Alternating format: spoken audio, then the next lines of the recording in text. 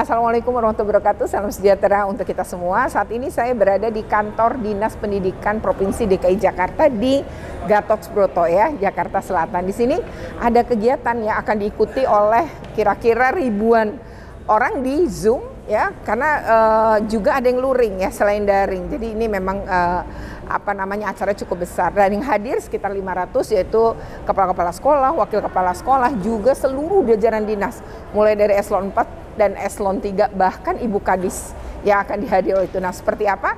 Ikuti terus dalam video ini ya. Jangan lupa untuk di like, share, comment, and subscribe ya. Bagi yang belum subscribe, segera subscribe untuk terus terupdate dengan video-video pendidikan dan anak. Stop kekerasan terhadap anak.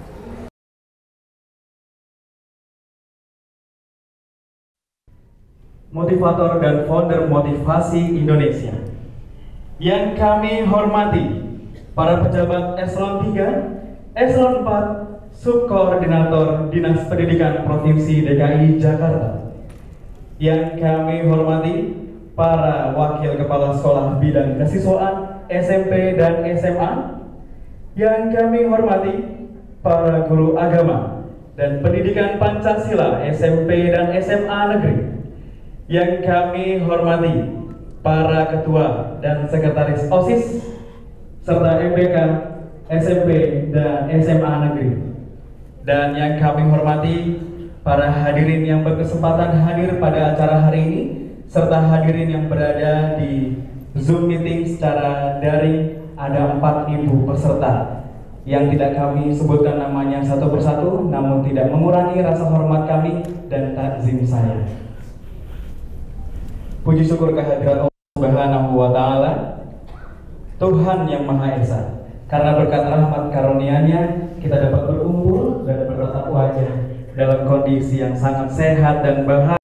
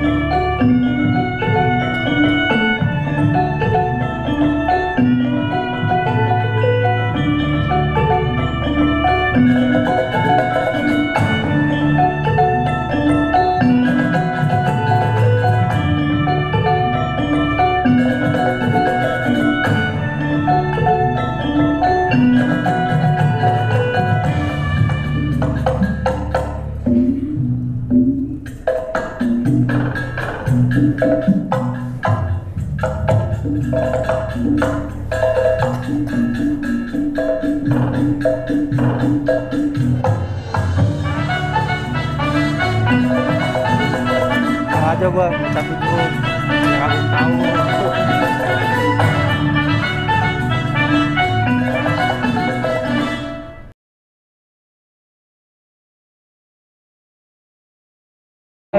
Tingkat DKI Jakarta, juara harapan 1 FLS 2N tingkat nasional, dan ada juara 1 vokal solo internasional World Art Games Spain and Prometheus Italy tahun 2022. Bapak Ibu, mari beri tepuk tangan untuk Ananda Kwinara Khairunisa Sudirman dengan lagunya yang berjudul Lukisan Indonesia.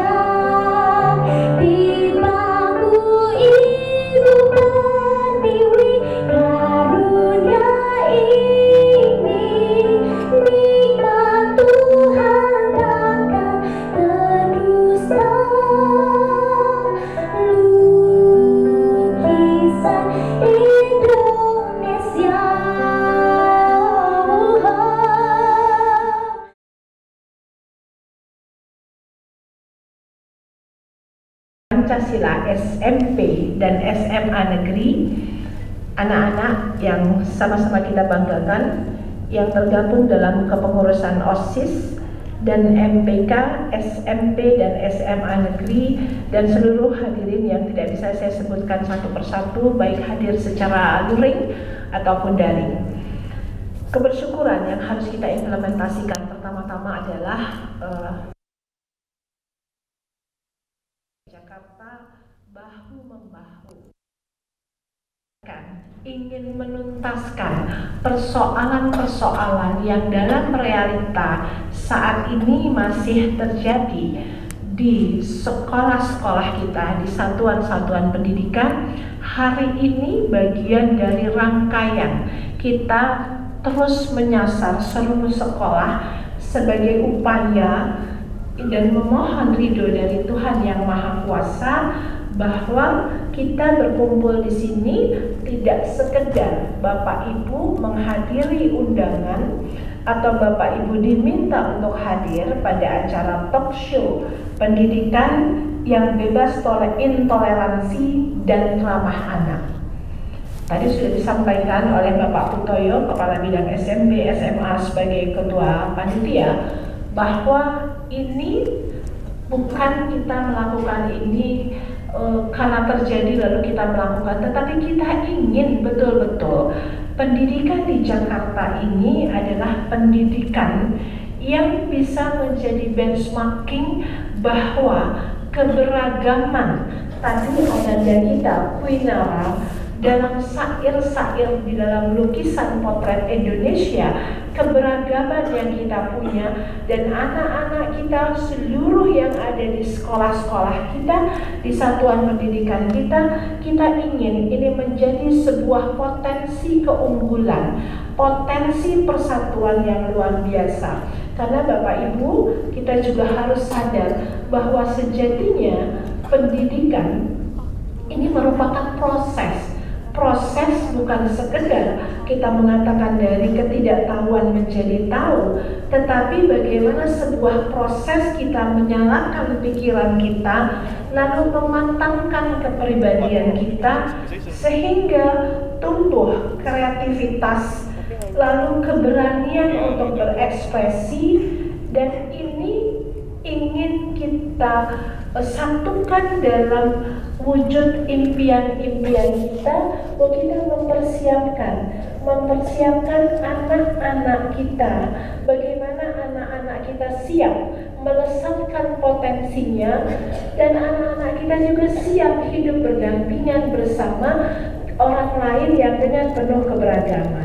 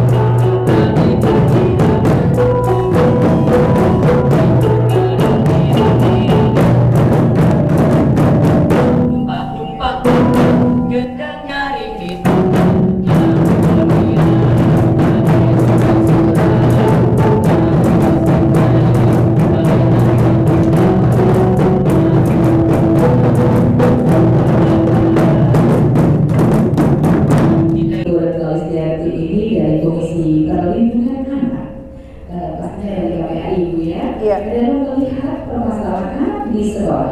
Apakah sekolah itu sekarang ini saat ini juga sudah bisa dikategorikan menjadi ramah anak? Silakan Ibu. Iya. Sebenarnya kalau kami KPAI memang secara nasional ya. Jadi kalau kita ngedidik orang dewasa memang harus mengalami gitu ya. Baru kemudian kita mengerti bahwa harus ada perubahan. Yang pertama saya mendukung penuh pernyataan Pak Menteri. Sepanjang kita punya Menteri Pendidikan, rasanya baru kali ini seorang menteri begitu berani menyatakan bahwa di pendidikan itu ada 3 dosa besar tadi, ada perundungan, kekerasan seksual, dan juga intoleransi. Lalu 3 hal ini Pak Menteri meminta untuk diturunkan, kalau bisa dihilangkan, lalu masuk melalui kurikulum kita yang kemudian bernama kurikulum Merdeka. Sebenarnya tadi yang ditampilkan oleh para siswi kita pada saat hiburan tadi itu menunjukkan bahwa memang ada keragaman ya. Nah, keragaman kita tuh tidak hanya budaya, tidak hanya suku, tidak hanya agama, tapi banyak hal sebenarnya kita berbeda karena di negeri ini perbedaan adalah sebuah keniscayaan. Jadi kita nggak mungkin nerima perbedaan karena memang perbedaan itu ada. Tapi karena yang dua tadi sudah banyak membahas itu, mungkin saya lebih pingin ngebahas kekerasan. Nah, apakah sudah ramah anak atau tidak? Pertama adalah kasus-kasus. Bapak Ibu, kenapa Pak Menteri sampai ngomong itu? Saya mau ngasih contoh beberapa kasus nasional yang mungkin untuk memberikan bukti bahwa betul di pendidikan kita tuh ada masalah. Yang pertama adalah misalnya kekerasan seksual. Kami sedang menangani kasus di Kabupaten Batang di salah sebuah SMP negeri di mana terjadi kekerasan seksual terhadap 45 siswi yang dilakukan oleh satu guru agama yang kebetulan pembina OSIS. Nah, modusnya adalah guru ini betul-betul, nah ini pembelajaran pada para kepala sekolah juga untuk tidak memberikan kewenangan penuh tanpa pengawasan pada satu orang guru saja. Kasus ini terjadi adalah ketika dari 45 siswi, satu siswi melakukan laporan kepada orang tuanya karena dia mengalami pencabulan oleh orang tuanya yang kebetulan TNI, kemudian melapor kepada pihak kepolisian. Polisi kemudian mengumumkan untuk seluruh anak yang mengikuti proses pemilihan pengurus OSIS di sekolah itu lapor kalau mengalami kekerasan seksual. Tidak lama kemudian 44 anak melapor. Jadi itu per 45 siswi itu adalah semua anak perempuan yang ikut dalam proses pemilihan pengurus OSIS. Nah, pengurus OSIS ini dibuat oleh si guru dengan modus adalah selain tes tulis, tes-tes yang lain, ada yang disebut dengan tes kedewasaan. Nah, di mana tes kedewasaan ini anak itu tuh diraba pada bagian sensitifnya untuk menunjukkan kamu udah pantas belum sih jadi pengurus OSIS. Nah, ternyata pada saat itu, nah ini juga pembelajaran pada Bapak Ibu di sekolah agar kalau ada kasus seperti ini kita jangan pernah menutupi. Jangan menganggap itu aib. Jangan menganggap itu membuat citra sekolah turun. Karena Bapak Ibu tidak melaporkan, korban akan terus jatuh. Kita harus ngelindungin anak-anak yang lain. Ternyata si guru ini sebelumnya pernah melakukan di sekolah lain, ini ASN ya, tetapi hanya mediasi. Kekerasan seksual tidak boleh dimediasi. Lalu kami meminta supaya ke-45 anak ini mendapatkan asesmen psikologi dan mulai dibuka lembar demi lembar. Karena biasa kalau asesmen psikologi itu ada berbagai lapisan. Ternyata dari 45, ini nggak ngaku sama orang tuanya, tapi akhirnya mengaku kepada psikolog. 10 dari 45 bahkan mengalami perkosaan. Perkosaan dilakukan di ruang kepala sekolah. Kenapa bisa terjadi? Karena tidak ada yang mengawasi kan. Nah, saya ingin kasus ini, saya menyatakan ini adalah fakta ya Bapak Ibu. Saya tidak mengarang. Bapak Ibu boleh browsing di media internet bahwa ada. Saya aja nggak mau nyebut nama sekolah karena bagi kami tidak boleh menyebut nama sekolah. Tapi ini fakta terjadi di sekolah negeri. KPAI dengan Itjen Kemendikbudristek menangani hal ini. Itu satu contoh bahwa kekerasan seksual tidak hanya terjadi misalnya di sekolah-sekolah berasrama, tapi di sekolah publik pun terjadi. Untuk DKI Jakarta ada satu kasus, sekali lagi saya takkan menyebut sekolah, terjadi di wilayah Jakarta Pusat, di mana ketika ada persami, ya perkemahan Sabtu Minggu berada di sekolah, ternyata ada 11 anak, itu total 16 sebenarnya, tapi yang sisanya mengalami kekerasan fisik. Ya, tetapi anak-anak laki, anak perempuan mengalami kekerasan seksual oleh seorang pelatih pramuka. Nah, ini dan pelatih pramuka ini kakek-kakek umurnya 60 tahun lebih. Nah, Bapak Ibu bayangkan Kejadiannya tengah malam. Modusnya adalah si pelaku mematikan listrik dulu pada bagian di mana anak-anak perempuan tidur. Dan di dalam hasil asesmen psikologi, ya sekali lagi sekolah harus terbuka. Asesmen psikologi itu penting, dan di DKI Jakarta tuh psikolog nggak kurang-kurang. Disediakan Pemprov DKI tanpa biaya, Bapak Ibu. Tinggal Bapak Ibu itu membuka ruang untuk tidak menolak mereka, membujuk para orang tua untuk mau anak-anaknya di psikolog.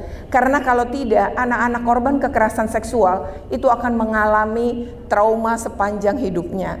Jadi kalau kita sayang sama dia, kita sembuhkan dia, mumpung belum terlalu parah.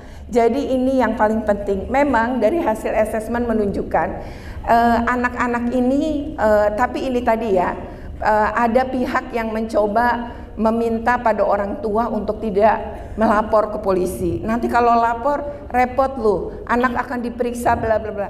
Padahal ini pelaku sekarang masih bebas. Mestinya pelaku ini karena ini bukan delik aduan, jadi sesungguhnya bisa kita laporkan. Dan dia megang beberapa sekolah. Saya khawatir ada korban-korban lain di sekolah lain. Yang belum pernah baca Permendikbud 82 tahun 2015, coba buka abis ini. Di dalam situ Bapak Ibu pertama harus bikin Satgas anti kekerasan. Jadi Bapak Ibu jangan berpikir kami sudah menyelesaikan sebaik-baiknya, tapi orang tua suka bully kita. Apa iya? Coba mari kita cek. Pertama, Bapak Ibu punya Satgas nggak anti kekerasan? Yang terdiri dari kepala sekolah, perwakilan orang tua, perwakilan guru, dan perwakilan anak. Yang kedua, Bapak Ibu punya sistem pengaduan nggak? Sistem pengaduan yang tidak tunggal. Dinas Pendidikan juga bikin, Kemendikbud, bisa ke KPAI, sehingga kekerasan tuh bisa kita cegah. Mencegah itu lebih baik daripada ngobatin. Dan mencegah itulah prinsip perlindungan. Nah lalu Bapak Ibu punya SOP nggak nyelesain? Bagaimana caranya orang lapor ke kita, tapi kita lindungi dia. Lalu berapa hari penyelesaian? Lalu siapa? Jadi pertama pengadunya didengar dulu. Didengar, semuanya dicatat, ditanya. Setelah itu konfirmasilah, klarifikasilah dengan orang yang melakukan. Jadi banyak guru juga kan ngelakuin kekerasan. Nah ini penting juga dipahami. Nah kalau yang ngelakuin kekerasan guru, siapa yang harus ngadunya ke siapa? Nah ini kan ada sistem, ada SOP yang dibuat. Jadi setelah mendengarkan pengadu, dengerin teradu juga versi masing-masing, lalu kita bisa mediasi atau damaikan. Ini berbenturan dengan kesiswaan. Adakah dari pendidikan ini atau mungkin yang lebih besar dari negara, aturan kesiswaan ini memang ada undang-undangnya, pergubnya atau apa, biar setiap sekolah itu seragam. Penggunaan HP juga di sekolah ada yang dibebaskan, tetapi misalkan di sekolah ada yang dilarang, sehingga orang tua di sekolah sana boleh. Padahal untuk penggunaan yang era digital ini HP diperlukan, tapi bagaimana efek-efek negatifnya? Mohon petunjuk agar kami di sekolah dalam melaksanakan ini tidak bingung, ya, mau bertindak keras, tapi kita juga dilarang melakukan kekerasan. Bukan berarti kejam, tapi keras, tegas. Ada enggak solusinya untuk punishment-nya, Bu, kepada anak-anak yang melanggar itu, sehingga kita punya aturan bagaimana? Poin misalkan, kan sekarang tidak boleh mengeluarkan. Bagaimana, ada nggak dari aparat keamanan untuk kerjasama menangani? Atau anak-anak yang bawa celurit harus lapor setiap masuk sekolah, karena kita tidak bisa menangani anak-anak yang bawa celurit, harus kejar-kejar di pagi-pagi dan hari itu. Itu. Terima kasih. Apresiasi kepada teman-teman kesiswaan. Terima kasih. Wassalamualaikum warahmatullahi wabarakatuh. Waalaikumsalam warahmatullahi wabarakatuh. Yang bertanya, apa dasar terjadinya bullying? Atau untuk hanya untuk kepuasan saja atau untuk apa? Saya paham. Ingin mengomentari ya, walaupun mungkin nanti ada pembahasan tersendiri. Yang pertama adalah memang dibutuhkan petunjuk, panduan atau SOP ya. Ini pun sebenarnya disyaratkan oleh Permendikbud 82. Nah Permendikbud 82 ini satu-satunya daerah di Indonesia yang kemudian Permendikbud ini diwujudkan dalam pergub tuh hanya DKI loh. Jadi DKI itu punya pergub ya, peraturan gubernur nomor 86 tahun 2019 sama tentang pencegahan dan penanggulangan kekerasan di sekolah. Nah, atau di satuan pendidikan. Waktu Permendikbud 82 itu tanda tangannya Pak Anies Baswedan juga. Beliau ketika itu jadi menteri. Lalu ketika beliau jadi gubernur, ketika beliau kemudian menjadi gubernur, beliau kemudian menuangkan di dalam Pergub nomor 86 tahun 2019. Jadi selisihnya 4 tahun dari keluarnya Permendikbud 82. Jadi ini semuanya sebenarnya isi kepalanya Pak Anies loh. Proses menandatangani saya tahu banget karena Ibu Katarina Girsang waktu itu beliau memang yang mengurusi Permendikbud tadi. Itu betul-betul Pak Anies tuh sampai nungguin waktu yang terakhir sebelum dengan Kemenkumham itu sampai jam 2 pagi. Jadi kenapa beliau kemudian menuangkan di dalam Pergub 86? Saya rasa karena beliau punya perhatian untuk itu. Yang kedua adalah Pergub ini lahir memang tidak tepat waktu karena nggak lama kita pandemi. Jadi belum sempat disosialisasi juga oleh Dinas Pendidikan, saya rasa secara masif, kemudian kita kena pandemi. Tapi kan tidak ada kata terlambat ya. Jadi menurut saya baik Permendikbud 82 maupun Pergub itu sebenarnya sama secara nafas nyawa. Jadi menurut saya kita gunakan itu saja. Yang kedua adalah Bapak betul, di dalam Pergub maupun di dalam Permendikbud itu diperlukan SOP. Dan SOP atau petunjuk itu harusnya memang dibuat BIMTEK. Jadi saya usul kepada Pak Putoyo dan Ibu Kadis untuk bikin bimbingan teknik terkait bagaimana menyusun SOP. Nah, menurut saya itu penting agar kita punya satu cara atau suara yang sama. Yang kedua adalah terkait dengan pertanyaan Ananda.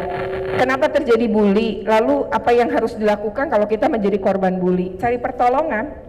Cari pertolongan. Nah, problemnya ketika mencari pertolongan, apakah sekolah memiliki sistem pengaduan yang memberi keamanan atau perlindungan pada anak-anak?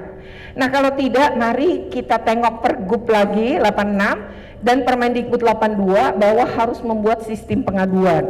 Lalu harus membuat juga Bapak Ibu sekalian SOP tadi. Nah, dari sini kalau anak-anak merasa aman mengadu dengan kita, menurut saya jangan pakai ruangan, nggak ada yang ngadu Bapak Ibu. Jadi jangan luring, tapi daring. Jadi siapkan bisa menggunakan dana BOS, karena Kemendikbud sudah membolehkan untuk penanggulangan kekerasan. Beli handphone, isi pulsa juga khusus untuk pengaduan.